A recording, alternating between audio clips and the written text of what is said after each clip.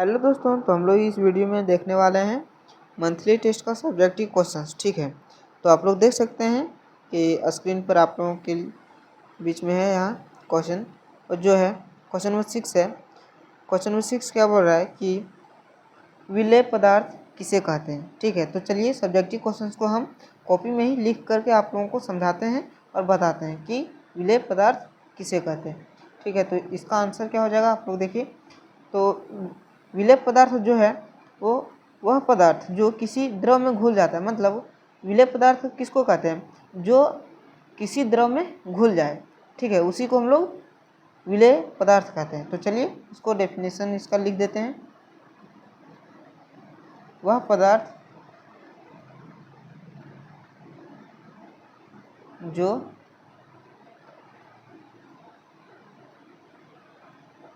किसी द्रव में घुल जाता है, जो किसी द्रव में घुल जाता है, उसे विलेय पदार्थ कहते हैं। विलेय पदार्थ कहते हैं। ठीक है, तो आप लोग डायरेक्ट इस तरह लिख सकते हैं कि वैसा पदार्थ जो किसी तरह में घुल जाता है उसी को विलेय पदार्थ कहते हैं। ठीक है, जैसे एग्जाम्पल में हम लोग ले लेते हैं। एग्जाम्पल में ले लेते हैं, नमक जल में घुल जाता है। जैसे नमक जो है वो जल में डालते तो वो क्या हो जाता है, घुल जाता है, तो बस उसी को बोलते हैं विलेय पदार्थ। ठीक है, इस तरह एग्जाम्पल में नमक लिख लीजिए। नमक हो गया, चीनी हो गया। ठीक है, इस तरह एग्जाम्पल में हम लोग ले सकते हैं। अब हम लोग देखते हैं क्वेश्चन नंबर 7। तो चलिए क्वेश्चन नंबर 7 देखते हैं। तो देखते हैं next question number 7। Question number 7 क्या बोल रहा है कि अवसादन किसे कहते हैं। क्या बोल रहा है, अवसादन किसे कहते हैं। तो चलिए इसका आंसर देखते हैं। इसका आंसर हो जाएगा कि जब किसी तरल में ठोस कण नीचे बैठ जाता है तो उस प्रक्रिया को हम लोग अवसादन कहते हैं। मतलब देखिए, कोई भी तरल मतलब द्रव में कोई ठोस कण रहता है वो नीचे बैठ जाता है। देखिए, जैसे पानी में अगर आप लोग कंकड़ डालिएगा तो कंकड़ नीचे बैठ जाएगा, उसी को हम लोग अवसादन बोलते हैं। ठीक है, तो चलिए इसका डेफिनेशन लिख लेते हैं। तो कैसे लिखिएगा, देखिए, जब किसी तरल में, या तो आप लोग द्रव भी लिख सकते हैं, जब किसी तरल में ठोस कण नीचे बैठ जाता है, क्या, नीचे बैठ जाता है। जब किसी तरल में ठोस कण नीचे बैठ जाता है तो इस प्रक्रिया को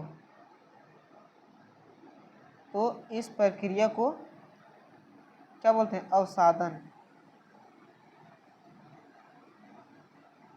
तो इस प्रक्रिया को अवसादन कहते हैं। ठीक है, तो ये हो गया अवसादन। मिट्टी जो है वो पानी में अगर मिट्टी डालिएगा तो क्या होगा कि पानी के नीचे क्या हो जाएगा, मिट्टी बैठ जाएगा। तो बस एग्जाम्पल में वही हो जाएगा। तो एग्जाम्पल आप लोग दे सकते हैं कि जल में कंकड़ या तो मिट्टी डालने पर कंकड़ जो है वो नीचे बैठ जाता है। तो इस तरह कंकड़ आप लोग लिख सकते हैं। ठीक है, एग्जाम्पल के लिए। तो चलिए नेक्स्ट क्वेश्चन देखते हैं, क्वेश्चन नंबर 8। क्वेश्चन नंबर 8 क्या बोल रहा है, देखिए क्वेश्चन नंबर 8 बोल रहा है कि समुद्र के जल से साधारण नमक कैसे प्राप्त करेंगे। तो चलिए इसका आंसर देखते हैं, और इसका आंसर हो जाएगा कि समुद्र के जल को जो है उसमें नमक तो रहता है, तो क्या बोल रहा है कि समुद्र के जल से साधारण नमक कैसे निकाल सकते हैं। ठीक है, तो समुद्र के जल को बड़े बड़े तालाबों में भर दिया जाता है और सूर्य की गर्मी से जलवाष्प हो जाता है, और इस तरह नमक अवशेष के रूप में रह जाता है। तो हम लोग चलिए इसको लिखते हैं। तो चलिए लिखते हैं। तो इसका आंसर क्या हो जाएगा कि क्या समुद्र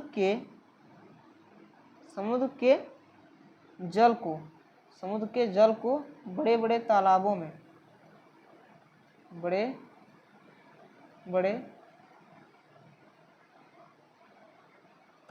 में भर दिया जाता है।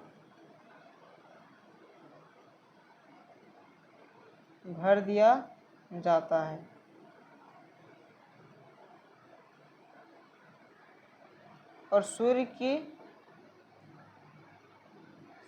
की गर्मी से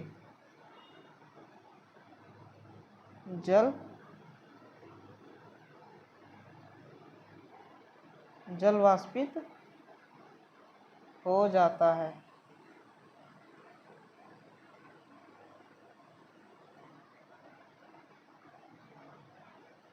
और इस तरह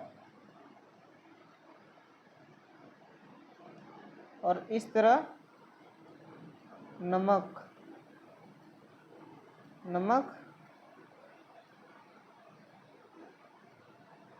अवशेष के रूप में रह जाता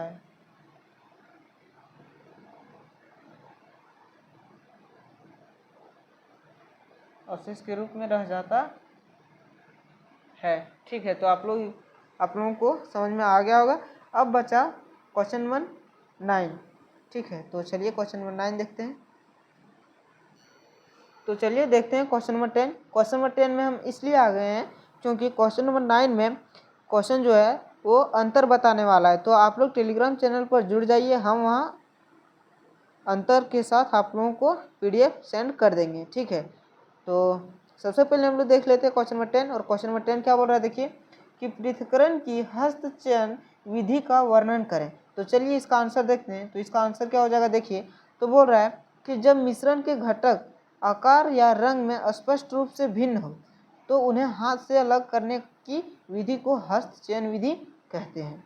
ठीक है, जैसे चावल में से कंकड़ को बाहर निकालना, जैसे चावल में बहुत सारे कंकड़ रहते हैं, उसको हम लोग अलग करते हैं तो हाथ के मदद से ही करते हैं, तो उसी को बोलते हैं पृथक्करण की हस्तचयन विधि। ठीक है, तो चलिए इसको लिखते हैं। तो इसको लिखने का तरीका बहुत ही आसान है। तो देखिए,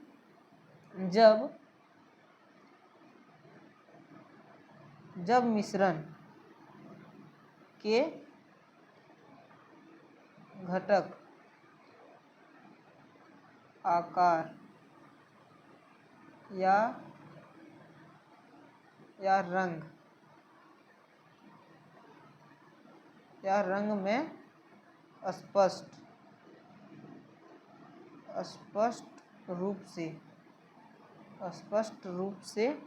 भिन्न हो, भिन्न हो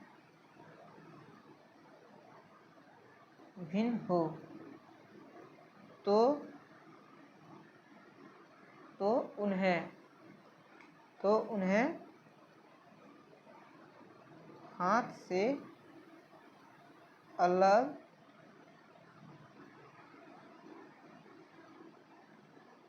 करने की विधि कहते हैं।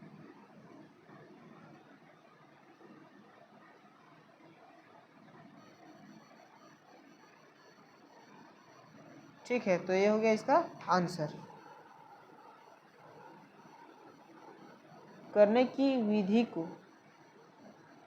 हाथ से अलग करने की विधि को हस्तचयन विधि कहते हैं। हस्तचयन विधि कहते हैं। तो ये हो गया इसका आंसर। ठीक है, तो आप लोगों को समझ में आ गया होगा। तो चलिए मिलते हैं किसी अगले वीडियो में, तब तक के लिए जय हिंद, वंदे मातरम।